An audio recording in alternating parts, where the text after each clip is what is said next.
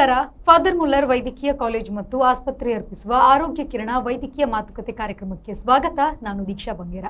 ಇವತ್ತು ನಾವು ಡಿಪ್ರೆಷನ್ ಬಗ್ಗೆ ಮಾತಾಡಲಿಕ್ಕಿದ್ದೇವೆ. ಈ ಬಗ್ಗೆ ಫಾದರ್ ಮುಲ್ಲರ್ ಮೆಡಿಕಲ್ ಕಾಲೇಜ್ನ ಸೈಕ್ಯಾಟ್ರಿ ಡಿಪಾರ್ಟ್ಮೆಂಟ್ನ senior resident doctor Vaishnavi Ballal ಅವರಿದ್ದಾರೆ. ಡಾಕ್ಟರ್, ಕಾರ್ಯಕ್ರಮಕ್ಕೆ ಸ್ವಾಗತ. ಸೊ ಇತ್ತೀಚಿನ ದಿನಗಳಲ್ಲಿ ಜಾಸ್ತಿ ಈ ಡಿಪ್ರೆಷನ್, ಸ್ಟ್ರೆಸ್ ಅನ್ನೋದಿಲ್ಲ, ಸೊ ಅದು ಯಾಕಾಗಿ ಬರುತ್ತೆ ಅಂತ ಮೊದಲನೇದಾಗಿ.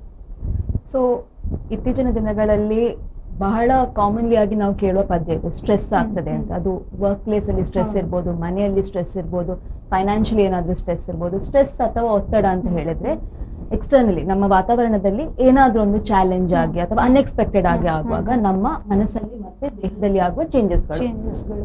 ಸೊ ಮನಸ್ಸಲ್ಲಿ ಏನೇನಾಗ್ಲಿಕ್ಕೆ ಸಾಧ್ಯತೆ ಉಂಟು. ಚಿಕ್ಕ ಚಿಕ್ಕ ವಿಷಯದಲ್ಲಿ ಸಿಟ್ಟು ಬರುವುದಿರ್ಬೋದು, ಫ್ರಸ್ಟ್ರೇಷನ್ ಆಗುವುದಿರ್ಬೋದು, ಏಕಾಗ್ರತೆಯಲ್ಲಿ ಕಷ್ಟ ಆಗುವುದಿರ್ಬೋದು, ದೇಹದಲ್ಲಿ ತಲೆನೋವಾಗುವಂಥದ್ದು, ಭುಜ ಮತ್ತೆ ಕತ್ತು ನೋವಾಗುವಂಥದ್ದು, ಎದೆ ಬಡಿತ, ಇದೆಲ್ಲ ಸ್ಟ್ರೆಸ್ ಕೆಲವು ಲಕ್ಷಣಗಳು. ಓಕೆ, ಇದು ಸಿಂಪ್ಟಮ್ಸ್. ಈ ತರ ಆದ್ರೆ ಸ್ಟ್ರೆಸ್ ಆಗ್ತಿದೆ ಅಂತ ಅರ್ಥ. ನೆಗ್ಲೆಕ್ಟ್ ಮಾಡೋ ಹಾಗಿಲ್ಲ. ನೆಗ್ಲೆಕ್ಟ್ ಮಾಡುವಾಗ ಓಕೆ. ಈಗ ಇತ್ತೀಚಿನ ದಿನಗಳಲ್ಲಿ ಪ್ರತಿಯೊಬ್ರು ಕೂಡ ಸ್ಟ್ರೆಸ್ ಅಥವಾ ಒತ್ತಡ ಅನ್ನೋದನ್ನ ಅದೊಂಥರ ಲೈಫ್ ನ ಒಂದು ಪಾರ್ಟ್ ಆಗ್ಬಿಟ್ಟಿದೆ. ಸೊ ಆದ್ರೆ ನಮ್ಮ ಒಂದು ಅತಿಯಾದ ಸ್ಟ್ರೆಸ್ ಆಗ್ತಿದೆ ಅಂತ ನಮ್ಮ ಈ ಒಂದು ಬಾಡಿ ಅದೇ ಕತ್ತು ನೋವು ಬರೋ ಅಂತದೆಲ್ಲ ತೋರಿಸುತ್ತೆ. ಸೊ ಆಗ ನಾವು ಫಸ್ಟ್ ಏನ್ ಮಾಡ್ಬೇಕು ಅಂತ.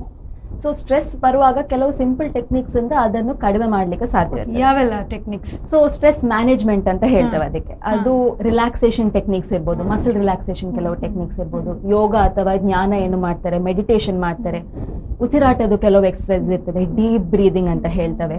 ಇದೆಲ್ಲ ಸ್ಟ್ರೆಸ್ ಅನ್ನು ಕಡಿಮೆ ಮಾಡ್ಲಿಕ್ಕೆ ಹೆಲ್ಪ್ ಆಗುತ್ತೆ. ಸೊ ಮಿನಿಮಮ್ ಆಗಿ ಸ್ಟ್ರೆಸ್ ಇರುವಾಗ, ಮಿನಿಮಮ್ ಆಗಿ ಒತ್ತಡ ಇರುವಾಗ ಇದೆಲ್ಲ ಮಾಡ್ಕೊಂಡ್ರೆ ಸ್ಟ್ರೆಸ್ ತನ್ನಷ್ಟಕ್ಕೆ ಕಡಿಮೆ ಆಗುತ್ತದೆ. ಈಗ ಸ್ಟ್ರೆಸ್ ಮತ್ತು ಡಿಪ್ರೆಷನ್ ಎರಡು ಸೇಮ್ ಇರುತ್ತಾ ಅಥವಾ ಅದೇನಾದ್ರೂ ಅದಕ್ಕೆ ಡಿಫ್ರೆನ್ಸಸ್ ಇದೆಯಾ ಅಂತ? ಸೊ ತುಂಬಾ ಜನರು ಸ್ಟ್ರೆಸ್ ಮತ್ತೆ ಡಿಪ್ರೆಷನ್ ಅನ್ನು ಇಂಟರ್ಚೇಂಜಬಲಿ, ಒಂದು ಬದಲಿಗೆ ಇನ್ನೊಂದು ಅದನ್ನು ಪದ್ಯಗಳನ್ನು ಉಪಯೋಗಿಸ್ತಾರೆ. ಇದು ಆಕ್ಚುಲಿ ತಪ್ಪು. ಸ್ಟ್ರೆಸ್ ನಾವು ಹೇಳುವಂತ ಹಾಗೆ ನಮ್ದೊಂದು ರಿಯಾಕ್ಷನ್, ದೇಹದ ಮತ್ತೆ ಮಾನಸಿಕದ ಒಂದು reaction. Depression is a disorder ಅಂತ ಹೇಳಿದ್ರೆ ಕಾಯಿಲೆ. ಸೊ ನಮ್ಮ ದೇಹದಲ್ಲಿ ಈ BP ಅಥವಾ ಸಕ್ಕರೆ ಕಾಯಿಲೆ ಹೇಗಾಗ್ತದೆ ಹಾಗೇನೇ ರೀತಿಯಲ್ಲಿ ಮಾನಸಿಕ ಒಂದು ಕಾಯಿಲೆ ಡಿಪ್ರೆಷನ್. ಸೊ ನಾನೊಂದು ಎಕ್ಸಾಂಪಲ್ ಕೊಡ್ಬೇಕಂತ ಹೇಳಿದ್ರೆ, ಸಪೋಸ್ ನಾವೆಲ್ಲರ ಮನೆಯಲ್ಲಿ ಸಾಂಬಾರ್ ಅಂತದ ಎಂತಾದ್ರು ಮಾಡ್ತಾರೆ. ಆ ಸಾಂಬಾರಲ್ಲಿ ತರಕಾರಿ ಇರ್ಬೋದು, ಉಪ್ಪು, ಖಾರ, ಹುಳಿ, ಬೆಲ್ಲ ಎಲ್ಲ ಇರ್ತದೆ. ಆ ಸಾಂಬಾರಿನೊಳಗೆ ಸ್ವಲ್ಪ ಉಪ್ಪು ಕಡಿಮೆ ಇದ್ರೆ ನಮಗೆ ಹೊರಗಿನಿಂದ ನೋಡುವಾಗ ಎಲ್ಲ ನಾರ್ಮಲ್ ಉಂಟು ಅಂತ ಹೇಳಿ ಅನ್ಸ್ತದೆ. ಟೇಸ್ಟ್ ಮಾಡುವಾಗ ಮಾತ್ರ ಗೊತ್ತಾಗ್ತದಲ್ಲ ಏನೋ ತೊಂದರೆ ಇದೆ. Depression is something like that. So ನಮ್ಮ ಮೆದುಳಿನ ಒಳಗೆ ನ್ಯೂರೋ ಟ್ರಾನ್ಸ್ಮಿಟರ್ಸ್ ಅಂತ ಹೇಳಿ ಕೆಲವು ಕೆಮಿಕಲ್ಸ್ ಇರ್ತವೆ. ಅದ್ರದ್ದು ಏರುಪೇರು ಆಗುವಾಗ, ಡೋಪಮಿನ್ ಇರ್ಬೋದು, ಸೆರೋಟೋನಿನ್ ಇರ್ಬೋದು, ಅದು ಏರುಪೇರು ಆಗುವಾಗ ಒಂದು ಕಾಯಿಲೆ ಆಗಿ ಕಾಣುವಂಥದ್ದು ಡಿಪ್ರೆಷನ್. ಸೊ ಅದು ಬರೀ ಸ್ಟ್ರೆಸ್ ಅಲ್ಲ. ಕೆಲವೊಮ್ಮೆ ಹೊರಗಿನಿಂದ ಏನಾದ್ರು ಸ್ಟ್ರೆಸ್ ಇದ್ರೆ ಡಿಪ್ರೆಷನ್ ಆಗ್ಲಿಕ್ಕೆ ಸಾಧ್ಯತೆ ಉಂಟು. ಕೆಲವೊಮ್ಮೆ ಏನು ಕಾರಣ ಇಲ್ಲ, ಅದು ನಾವು ಎಂಡೋಜಿನಸ್ ಡಿಪ್ರೆಷನ್ ಅಂತ ಹೇಳ್ತೇವೆ. ಬಯೋಲಾಜಿಕಲ್ ಕೆಲವು ಫ್ಯಾಕ್ಟರ್ಸ್ ಇಂದ ಸಹ ಡಿಪ್ರೆಷನ್ ಆಗ್ಲಿಕ್ಕೆ ಸಾಧ್ಯತೆ ಉಂಟು. ಒಂದು 2 ವಾರಕ್ಕಿಂತ ಜಾಸ್ತಿ ಇಂತಹ ಬೇಜಾರು ಹಾಗೆ ಯೋಚನೆಗಳು ಇರುವಾಗ ನಾವು ಅದಕ್ಕೆ ಖಿನ್ನತೆ ಅಥವಾ ಡಿಪ್ರೆಷನ್ ಅಂತ ಹೇಳ್ತೇವೆ. ಆಕ್ಚುಲಿ ಇದು ಜಾಸ್ತಿಯಾಗಿ ಕಾಣಿಸೋದು ಈ ಒಂದು ಸ್ವಲ್ಪ 30+ ಆದವ್ರ ಹತ್ರ ಈ ಒಂದು ಸ್ಟ್ರೆಸ್ ಆಗಿರ್ಬೋದು, ಟೆನ್ಷನ್ ಆಗಿರ್ಬೋದು ಇರುತ್ತೆ. ಸೊ ಅವ್ರಿಗೆ ಆ ಥರ ಆದಾಗ ಮೊದಲನೇದಾಗಿ ಅವರು ಏನ್ ಮಾಡ್ಬೇಕು, ಮನೇಲೆ ಇರೋದಾದ್ರೆ ಅವ್ರು ಏನ್ ಮಾಡ್ಬೇಕು ಅಂತ? ನಿಜವಾಗ್ಲೂ ಏನಂತ ಹೇಳಿದ್ರೆ, ಡಿಪ್ರೆಷನ್ ಯಾರಿಗೂ ಆಗ್ಲಿಕ್ಕೆ ಸಾಧ್ಯತೆ ಇದೆ. ನಿಮಗೂ ಇರ್ಬೋದು, ನಮ್ಗೆ ಇರ್ಬೋದು, ನಮ್ಮ ವೀಕ್ಷಕರಿಗೆ ಇರ್ಬೋದು, ಯಾರಿಗೂ ಆಗ್ಲಿಕ್ಕೆ ಸಾಧ್ಯತೆ ಇದೆ. ಕೆಲವು ಏಜ್ ಗ್ರೂಪ್ಸ್ ಅಲ್ಲಿ ನೀವು ಹೇಳಿದಾಗ ಜಾಸ್ತಿ ರಿಸ್ಕ್ ಇರ್ಲಿಕ್ಕೆ ಸಾಧ್ಯತೆ ಉಂಟು. 20s to 30s ಆ ಏಜ್ ಗ್ರೂಪ್ ಅಲ್ಲಿ ಇರ್ಬೋದು. ಕೆಲವೊಮ್ಮೆ ಚಿಕ್ಕ ಮಕ್ಕಳಿಗೂ ಆಗ್ಲಿಕ್ಕೆ ಸಾಧ್ಯತೆ ಉಂಟು, ಪ್ರಾಯದವರಿಗೆ ಆಗ್ಲಿಕ್ಕೂ ಸಾಧ್ಯತೆ ಉಂಟು. ಬೇರೆ ಬೇರೆ ಏಜ್ ಗ್ರೂಪ್ಸ್ ಅಲ್ಲಿ ಬೇರೆ ಬೇರೆ ತರದ ಲಕ್ಷಣಗಳು ಕಾಣಿಸ್ತವೆ. ಸೊ ನಮಗೆ ಹೇಗೆ ಗೊತ್ತಾಗ್ತದೆ ನಮಗೆ ಡಿಪ್ರೆಷನ್ ಇದೆ ಅಂತ? ಒಂದು ಮೇನ್ ಆಗಿ ನಮಗೆ ಮುಂಚೆ ಹಾಬೀಸ್ ಎಲ್ಲ ಏನಿತ್ತು ಅದರಲ್ಲಿ ಇಂಟ್ರೆಸ್ಟ್ ಕಡಿಮೆ ಆಗುದು, ಮುಂಚೆ ಏನೇನು ಲೈಕ್ ಮಾಡ್ತಿದ್ದು ಅದು ಈಗ ಬೇಡ ಅಂತ ಹೇಳಿ ಅನ್ಸುದು, ಬೇಜಾರ್ ಅನ್ಸುದು, ಕಾರಣ ಇಲ್ಲದೆ ಆಳು ಬರುವುದು, ಕೆಟ್ಟ ಯೋಚನೆ ಬರುದು, ನಮ್ ಬಗ್ಗೆ ಇರ್ಬೋದು, ಲೋಕದ ಬಗ್ಗೆ ಇರ್ಬೋದು, ಭವಿಷ್ಯದ ಬಗ್ಗೆ ಇನ್ನು ನಂಗೆ ಏನು ಬೆಟರ್ ಆಗೋದಿಲ್ಲ ಅಂತೇಳಿ ಅಂತ ಯೋಚನೆಗಳಿರ್ಬೋದು, ಪ್ರಾಣವೇ ಬೇಡ ಅಂತ ಹೇಳಿ ಯೋಚನೆ ಬರುದು, ಅಂತ ಯೋಚನೆ ಬರ್ಲಿಕ್ಕೂ ಸಾಧ್ಯತೆ ಉಂಟು.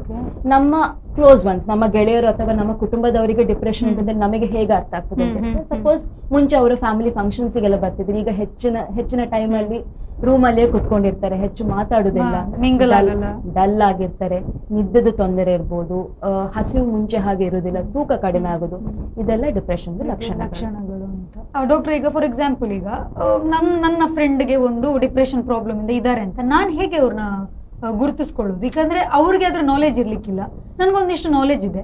ಸೊ ನಾನು ಹೇಗೆ ಇವ್ರಿಗೆ ಒಂದು ಡಿಪ್ರೆಷನ್ ಇವ್ರು ಇರಬಹುದು ಅಂತ ನಾನು ಹೇಗೆ ಫೈಂಡ್ ಔಟ್ ಮಾಡ್ಬೋದು?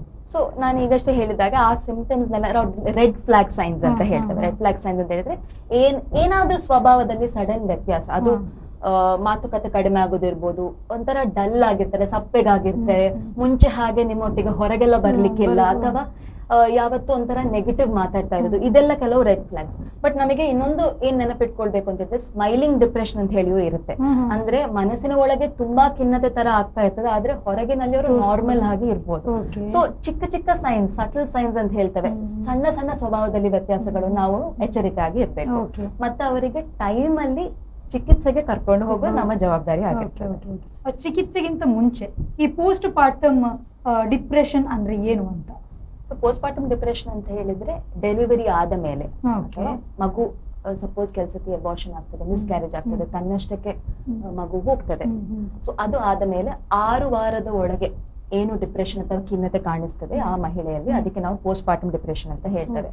ಇದೊಂದು ತುಂಬಾ ಸೀರಿಯಸ್ ಮತ್ತು ಡೇಂಜರಸ್ ತರ ಕಾಯಿಲೆ ಆಗುತ್ತದೆ. ಅಂದ್ರೆ ಹೆಚ್ಚಿನ ಟೈಮ್ ಅಲ್ಲಿ ಸಹ ಇದು ಫಸ್ಟ್ ಟೈಮ್ ಪ್ರೆಗ್ನೆಂಟ್ ಆಗುವ ಮಹಿಳೆಯರಲ್ಲಿ ಕಾಣುತ್ತದೆ, ಮತ್ತು ಪ್ರೆಗ್ನೆನ್ಸಿ ಟೈಮ್ ಅಲ್ಲೇ ಲಕ್ಷಣಗಳು ಇರ್ತದೆ. ಆದ್ರೆ ಇಲ್ಲಿ ನಮಗೆ ತುಂಬಾ ಬೇರೆ ಬೇರೆ ರೀತಿಯ ನಂಬಿಕೆ ಇರ್ತದೆ. ಪ್ರೆಗ್ನೆನ್ಸಿ ಇರುವಾಗ ಯಾವುದೇ ರೀತಿಯ ಮಾತ್ರೆ ತಗೊಳ್ಬಾರ್ದು, ಸೈಕಾಟ್ರಿಸ್ಟ್ ಹತ್ರ ಹೋಗ್ಬಾರ್ದು, ಅದೆಲ್ಲ ತುಂಬಾ ಕಲ್ಪನೆಗಳು ಇರ್ತದೆ. ಆದುದರಿಂದ ಅದು ಅಂತಹ ಮಹಿಳೆಯರಿಗೆ ಡಾಕ್ಟರ್ ಹತ್ರ ಕರ್ಕೊಂಡು ಹೋಗೋದೇ ಇಲ್ಲ ಯಾರು ಸಹ. ಸೊ ಇದು ಜಾಸ್ತಿ ಆಗಿ ಪೋಸ್ಟ್ ಪಾರ್ಟಮ್ ಟೈಮ್ ಅಲ್ಲಿ ಡೆಲಿವರಿ ಆದ ಮೇಲೆ ಖಿನ್ನತೆ ತುಂಬಾ ಜಾಸ್ತಿ ಆಗಿ ಅವರಿಗೆ ಆತ್ಮಹತ್ಯೆದ ಯೋಚನೆ ಬರ್ಲಿಕ್ಕೆ ಸಾಧ್ಯತೆ ಇರ್ಬೋದು, ಮಗುವನ್ನು ನೋಡ್ಕೊಳ್ಲಿಕ್ಕೆ ಆಗುದಿಲ್ಲ, ಒಮ್ಮೊಮ್ಮೆ ಜಾಸ್ತಿಯಾಗಿ ಅದು ಪೋಸ್ಟ್ ಪಾರ್ಟಮ್ ಸೈಕೋಸಿಸ್ ಅಥವಾ ಪೋಸ್ಟ್ ಪಾರ್ಟಮ್ ಟೈಮ್ ಅಲ್ಲಿ ಭ್ರಾಂತು ಕಾಯಿಲೆ ತರ ಆಗ್ಲಿಕ್ಕೂ ಸಾಧ್ಯತೆ ಉಂಟು. ಸೊ ಇದಕ್ಕೂ ಟ್ರೀಟ್ಮೆಂಟ್ ಏನಂತ ಹೇಳಿದ್ರೆ ಬೇಗ ಮನೋವೈದ್ಯರ ಹತ್ರ ಹೋಗಿ ಮಾತ್ರೆಗಳಿರ್ಬೋದು, ಕೌನ್ಸಿಲಿಂಗ್ ಇರ್ಬೋದು, ಅದು ನೋಡಿ ಅವರು ಹೇಳ್ತಾರೆ, ಮ್ಯಾನೇಜ್ ಮಾಡ್ಲಿಕ್ಕೆ ಸಾಧ್ಯತೆ ಇದೆ. ಯಾವೆಲ್ಲ ಚಿಕಿತ್ಸೆಗಳಿದೆ ಅಂತ ಈ ಡಿಪ್ರೆಷನ್ಗೆ?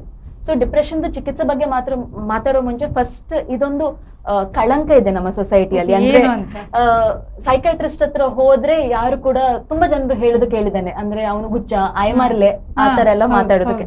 ಅದೊಂದು ಕಳಂಕ ನಮ್ಮ ಮನಸ್ಸಿಂದ ಹೋಗ್ಬೇಕು. ಯಾಕಂದ್ರೆ ಅದು ಹೋದ್ರೆ ಮಾತ್ರ ನಾವು ಚಿಕಿತ್ಸೆಗೆ ನಾವು ಹೋಗುದು ಅಥವಾ ಬೇರೆಯವ್ರನ್ನ ಕರ್ಕೊಂಡು ಹೋಗ್ಲಿಕ್ಕೆ ತಯಾರಾಗಿರ್ತೇವೆ. ಸೊ ಸೈಕಾಟ್ರಿಸ್ಟ್, ಮನೋವೈದ್ಯರ ಹತ್ರ ಹೋಗ್ಬೇಕು ಚಿಕಿತ್ಸೆಗೆ. ಚಿಕಿತ್ಸೆಯಲ್ಲಿ ಬೇರೆ ಬೇರೆ ವಿಧದ ಚಿಕಿತ್ಸೆಗಳಿದೆ. ಒಂದು psychotherapy, so milder cases of depression, ಅಷ್ಟು ಜಾಸ್ತಿ ಡಿಪ್ರೆಷನ್ ಇಲ್ಲ ಅಂತ ಹೇಳಿದ್ರೆ ಕೌನ್ಸಿಲಿಂಗ್ ಅಥವಾ ಸೈಕೋಥೆರಪಿ, ಕ್ಲಿನಿಕಲ್ ಸೈಕಾಲಜಿಸ್ಟ್ ಅಂತ ಹೇಳಿರ್ತಾರೆ. ಸೊ ಸಮಾಲೋಚನೆ ಥೆರಪಿ, ಟಾಕ್ ಥೆರಪಿ ಅಂತೆಲ್ಲ ಹೇಳ್ತಾರೆ. ಸೊ ಅದರಲ್ಲಿ ನಮ್ಮ ಮನಸ್ಸಿನಲ್ಲಿ ನೆಗೆಟಿವ್ ಆದ ಯೋಚನೆಗಳು ಏನಿರ್ತವೆ ಅದನ್ನು ಚೇಂಜ್ ಮಾಡಿ, ಬದಲಾವಣೆ ಮಾಡಿ, ನಮ್ಮ ಬಿಹೇವಿಯರ್, ದಿನನಿತ್ಯ ಯಾವ ರೀತಿಯ ಬಿಹೇವಿಯರ್ ಇರ್ತದೆ ಅದು ಚೇಂಜ್ ಮಾಡ್ಲಿಕ್ಕೆ ಸೆಷನ್ಸ್ ಇರ್ತದೆ. ಅದು ವೀಕ್ಲಿ ಸೆಷನ್ಸ್ ಇರ್ಬೋದು, ತಿಂಗಳಿಗೊಮ್ಮೆ ಸೆಷನ್ಸ್ ಇರ್ಬೋದು, ಅದು ಹೇಳಿ ಡಿಪೆಂಡ್ ಆಗ್ತದೆ. ಸ್ವಲ್ಪ ಜಾಸ್ತಿ ಡಿಪ್ರೆಷನ್ ಇದ್ರೆ ಆಂಟಿ ಡಿಪ್ರೆಸೆನ್ಸ್ ಮಾತ್ರೆಗಳು, ಗುಳಿಗೆಗಳು ಕೊಡಲಾಗುತ್ತದೆ. ಇದರ ಬಗ್ಗೆಯೂ ತುಂಬಾ ತಪ್ಪು ಕಲ್ಪನೆಗಳು ಇರ್ತದೆ. ಯಾವ ತರ? ಒಮ್ಮೆ ತಕೊಂಡ್ರೆ ಅದಕ್ಕೆ ಎಡಿಕ್ಟ್ ಆಗಿ ಬಿಡ್ತಾರೆ, ಲಿವರ್ ಕಿಡ್ನಿಗೆಲ್ಲ ಡ್ಯಾಮೇಜ್ ಆಗ್ತದೆ, ಇದೆಲ್ಲ ಸುಳ್ಳು. ತುಂಬಾ ಜನ ಡಿಪ್ರೆಷನ್ ಎಲ್ಲ ಆಗುವಾಗ ಇನ್ನೊಂದು ಏನ್ ಮಾಡ್ತಾರೆ ಅಂತ ಹೇಳಿದ್ರೆ, ಗೂಗಲ್ ಡಾಕ್ಟರ್ ಹತ್ರ, ಚಾಟ್ ಜಿಪಿಟಿ, ಜೆಮಿನಿ ಹತ್ರ, AI ಹತ್ರ ಎಲ್ಲ ಹೋಗ್ಕೊಂಡು ನಂಗೆ ಏನಾಗ್ತಾ ಇದೆ ಅಂತ ಹೇಳಿ ಕೇಳ್ತಾರೆ. ನೀವು ಗೂಗಲ್ ಹತ್ರ ಕೇಳಿದ್ರೆ ಚಿಕ್ಕ ಸಿಂಪ್ಟಮಿಗೂ ದೊಡ್ಡದೇನೋ ಮಾಡಿ ಹೇಳ್ತದೆ. ನಾವು ತಲೆನೋವು ಉಂಟು ಅಂತ ಹೇಳಿದ್ರೆ ಅದಕ್ಕೆ ನಾವು ಕ್ಯಾನ್ಸರ್ ಉಂಟು ಅಂತ ಹೇಳಿ ಬಿಡ್ತದೆ ಅದು. ಸೊ ಅದು ದಯವಿಟ್ಟು ಮಾಡಬೇಡಿ, ವೈದ್ಯರ ಹತ್ರ ಹೋಗಿ ಟ್ರೀಟ್ಮೆಂಟ್ ತಗೊಳ್ಬೇಕು. ಸೊ ಇದು ಆಂಟಿ ಡಿಪ್ರೆಸೆಂಟ್ಸ್, ಅದಕ್ಕೆ ಕೋರ್ಸ್ ಅಂತ ಹೇಳಿರ್ತದೆ. ಯೂಶ್ವಲಿ ಒಂದು 6 ತಿಂಗಳು ಹಾಗೆ ಅಷ್ಟು ಟೈಮಿಗೆ ತಗೊಳ್ಬೇಕಾಗ್ತದೆ. ಸಿವಿಯರಿಟಿ ಮೇಲೆ ಡಿಪೆಂಡ್ ಹಾಕೊಂಡು ಜಾಸ್ತಿ ಟೈಮ್ ತಗೊಳ್ಬೇಕಾಗ್ಬಹುದು. ಇನ್ನು ತುಂಬಾ ಸಿವಿಯರ್ ಡಿಪ್ರೆಷನ್ ಅಥವಾ ಆತ್ಮಹತ್ಯೆದ ಯೋಚನೆಗಳು ಆತರ ಎಲ್ಲ ಇದ್ರೆ ECT ಅಂದ್ರೆ ಶಾಕ್ ಥೆರಪಿ ಅಂತ ನಾವೇನು ಹೇಳ್ತೇವೆ ಅದು ಕೊಡಲಾಗುತ್ತದೆ. ಇದರ ಬಗ್ಗೆಯೂ ಬಾಲಿವುಡ್ ತುಂಬಾ ಒಂದು ಡ್ರಾಮ್ಯಾಟಿಕ್ ರೀತಿಯಲ್ಲಿ ತೋರಿಸ್ತದೆ. ಅಂದ್ರೆ ಕಟ್ಟಿ ಹಾಕಿ ಶಾಕ್ ಕೊಟ್ಟು ಇಡೀ ಮೈ ಫಿಟ್ಸ್ ಆಗೆಲ್ಲ ಬಂದು, ನಾವು ಅಂತ ರಾಕ್ಷಸರು ಅಲ್ಲ, ನಾವು ಸಹ ನಿಮ್ಮಂತರೆಲ್ಲ ಮನುಷ್ಯರೇ. ಸೊ ಅದು ಸಿವಿಯರ್ ಡಿಪ್ರೆಷನ್ಗೆ ಅಂತ ECT ಕೊಡಲಾಗುತ್ತದೆ. ಇತ್ತೀಚೆಗೆ ಮ್ಯಾಗ್ನೆಟಿಕ್ ಕೆಲವು ಟ್ರೀಟ್ಮೆಂಟ್ಸ್ ಇರ್ತದೆ. ಸೊ ತುಂಬಾ ವಿಧದ ಟ್ರೀಟ್ಮೆಂಟ್ ಇರ್ತದೆ. ಏನಾದ್ರೂ ತೊಂದರೆ ಇದೆ ಟ್ರೀಟ್ಮೆಂಟ್ಗೆ ಬರ್ಬೇಕು, ಅದು ಮೊದಲಿನ ಹೆಜ್ಜೆ. ಸೊ ಈಗ ಮೊದಲನೇದಾಗಿ ಈ ಡಿಪ್ರೆಷನ್ ಅಥವಾ ಸ್ಟ್ರೆಸ್ ಬರೋದಕ್ಕೆ ಮುಖ್ಯ ಕಾರಣ ಏನಾಗಿರಬಹುದು? ಸೊ ಬೇರೆ ಬೇರೆ ಕಾರಣ ಇರ್ತದೆ. ಸ್ಟ್ರೆಸ್ ನಾನು ಹೇಳಿದಂತಾಗೆ ನಮ್ಮ ಜೀವನದಲ್ಲಿ ಏನಾದ್ರೂ ಒಂದು ಅನ್ಎಕ್ಸ್ಪೆಕ್ಟೆಡ್ ಆಯ್ತು, ಸಪೋಸ್ ನಮ್ಮ ಹತ್ತಿರದವ್ರು ಯಾರ್ದಾರು ತೀರಿ ಹೋದ್ರು, ಅಥವಾ ಏನಾದ್ರೂ ಒಂದು ಲಾಸ್ ಆಯ್ತು, ದುಡ್ಡಿನ ಲಾಸ್ ಆಯ್ತು, ಅಥವಾ ಏನಾದ್ರೂ ಅನ್ಎಕ್ಸ್ಪೆಕ್ಟೆಡ್ ಆಗಿ ನಮ್ಮ ಜೀವನದಲ್ಲಿ ಆದ್ರೆ ಅಂತಹ ಸಂದರ್ಭಗಳಲ್ಲಿ ಸ್ಟ್ರೆಸ್ ಅಥವಾ ಡಿಪ್ರೆಷನ್ ಆಗ್ಲಿಕ್ಕೆ ಸಾಧ್ಯತೆ ಇದೆ. ನಮ್ಮ ಫ್ಯಾಮಿಲಿಯಲ್ಲಿ ಯಾರಿಗಾದ್ರೂ ಮಾನಸಿಕ ತೊಂದರೆ ಇರ್ಬೋದು ಅಥವಾ ಖಿನ್ನತೆದು ತೊಂದರೆ ಇದ್ರೆ ಹಾಗೆಯೂ ರಿಸ್ಕ್ ಫ್ಯಾಕ್ಟರ್ ಆಗಿರ್ತದೆ. ಮುಂಚೆ ನಮಗೇನಾದ್ರೂ ಡಿಪ್ರೆಷನ್ ಬಂದಿದ್ರೆ ಪುನಃ ಬರ್ಲಿಕ್ಕೆ ಸಾಧ್ಯತೆ ಇರ್ತದೆ. ಇದೆಲ್ಲ ಜೊತೆಗೆ ಮಾದಕ ವಸ್ತುದ ಪ್ರಯೋಗ ಇದ್ರೆ, ಅದು ಆಲ್ಕೋಹಾಲ್ ಇರ್ಬೋದು, ಸಿಗರೇಟ್ಸ್ ಇರ್ಬೋದು, ಬೇರೆ ಇತ್ಯಾದಿಗಳ ಮಾದಕ ವಸ್ತು ಈಗ ಇದೆ. ಸೊ ಅದೆಲ್ಲ ಪ್ರಯೋಗದಿಂದ ಡಿಪ್ರೆಷನ್ ಚಾನ್ಸಸ್ ಎಲ್ಲ ಜಾಸ್ತಿ ಆಗುತ್ತೆ. ಇದು ಬಿಟ್ಟು ಸೋಷಿಯಲ್ ಸಪೋರ್ಟ್ ಇಲ್ಲದವರಿಗೆ, ಅಂದ್ರೆ ಕೆಲವರು ತುಂಬಾ ಒಬ್ಬಂಟಿಗಾಗಿ ಇರ್ತಾರೆ, ಫ್ರೆಂಡ್ಸ್ ಇರಲ್ಲ, ಎಸ್, ಇಂಥವರಿಗೆ ಸಹ ಡಿಪ್ರೆಷನ್ ಚಾನ್ಸಸ್ ಜಾಸ್ತಿ ಆಗುತ್ತೆ. ಸ್ಟೂಡೆಂಟ್ಸ್ ಅಲ್ಲಿ ಯಾವ ಟೈಮಲ್ಲಿ ಡಿಪ್ರೆಷನ್ಸ್ ಆಗುತ್ತೆ? ಒಂದು ಎಕ್ಸಾಮ್ ಟೈಮಲ್ಲಿ ಖಂಡಿತವಾಗ್ಲು ಪೇರೆಂಟ್ಸ್ ಒಂದು ಸ್ಕೋರ್ ಹೇಳಿರ್ತಾರೆ, ಇಷ್ಟು ಬರಬೇಕು ಅಥವಾ ಏನೋ ಒಂದು ಸಮಥಿಂಗ್ ಇರುತ್ತೆ. ಸೊ ಆ ಟೈಮಲ್ಲಿ ಮಕ್ಕಳಿಗೆ ಯಾವ ರೀತಿ ನಾವು ಸಪೋರ್ಟ್ ಆಗಿರ್ಬೇಕು ಅಂತ?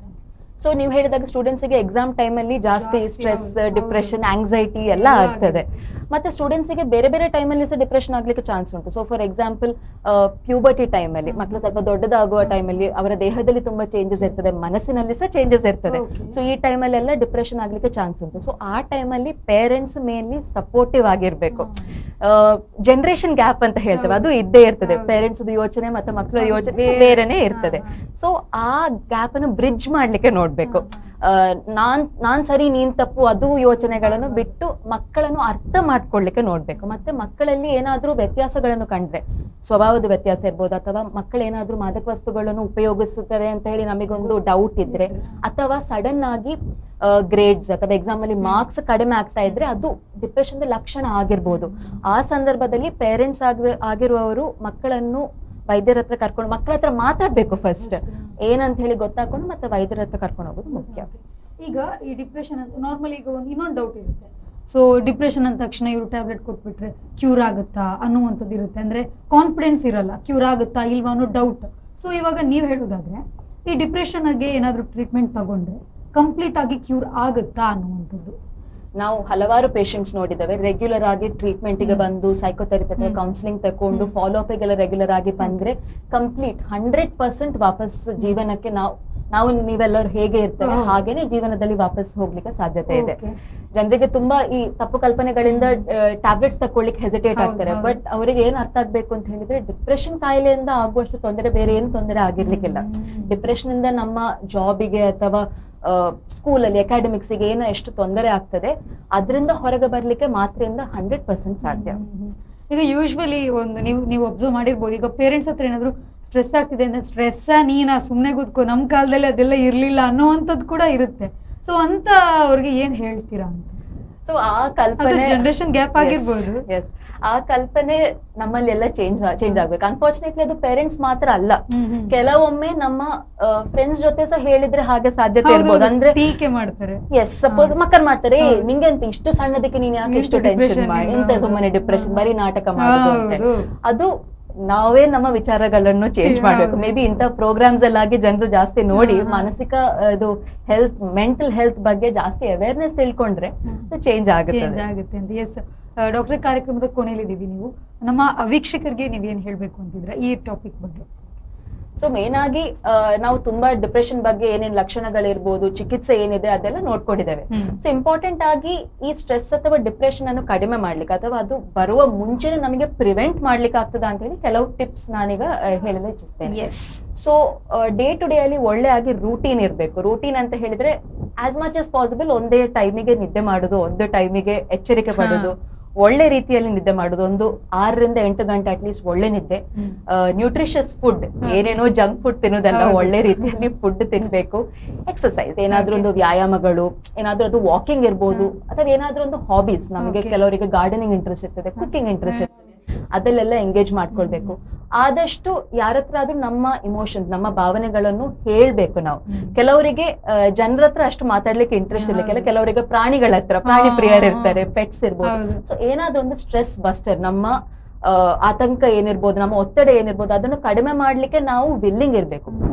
ಇದೆಲ್ಲ ಸಪೋಸ್ ನಮಗೆ ಆಗದಿದ್ರೆ, ಡಿಪ್ರೆಷನ್ ಹೋಗ್ಲಿಕ್ಕೆ ಸಾಧ್ಯತೆ ಇದ್ರೆ, ಡಿಪ್ರೆಷನ್ ಆದ ಮೇಲೆ ನಾವು ವೈದ್ಯರ ಹತ್ರ ಏನೋ ಒಂದು ಮುಜುಗರ ಅಥವಾ ನಾಚಿಕೆ ಇಲ್ಲದೆ ಅಪ್ರೋಚ್ ಮಾಡಿ ಅದು ನಮ್ಮ ಟ್ರೀಟ್ಮೆಂಟಿನ ಮೊದಲಿನ ಹೆಜ್ಜೆ. ಸೊ ಇದು ಮಾಡಿದರೆ ನಮಗೆ ಲೈಫ್ ಅಲ್ಲಿ ಒಳ್ಳೆ ರೀತಿಯಲ್ಲಿ ಸಾಗಿಸ್ಲಿಕ್ಕೆ ಸಾಧ್ಯ. Yes, thank you doctor. ಒಂದು ಒಳ್ಳೆ ಟಾಪಿಕ್ ಬಗ್ಗೆ ನಮ್ಗೆ ಒಂದಷ್ಟು ವಿಷಯಗಳನ್ನ ಹೇಳಿದ್ದಕ್ಕೆ thank you so much. Yes, ನೋಡಲ್ಲ ವೀಕ್ಷಕರೇ, ಇದಾಗಿತ್ತು ಇವತ್ತಿನ ನಮ್ಮ ಫಾದರ್ ಮುಲ್ಲರ್ ವೈದ್ಯಕೀಯ ಕಾಲೇಜು ಮತ್ತು ಆಸ್ಪತ್ರೆ ಅರ್ಪಿಸುವ ಆರೋಗ್ಯ ಕಿರಣ ವೈದ್ಯಕೀಯ ಮಾತುಕತೆ. ಸೊ ನೆಕ್ಸ್ಟ್ ಟೈಮ್ ಇನ್ನೊಬ್ರು ವೈದ್ಯರ ಜೊತೆ ಮತ್ತೆ ಸಿಗ್ತೀನಿ ಅಂತ ಹೇಳ್ತಾ, ನಿರಂತರ ಸುದ್ದಿ, ಮಾಹಿತಿ, ಮನೋರಂಜನೆಗಾಗಿ ನೋಡ್ತಾ ಇರಿ V4 ನ್ಯೂಸ್.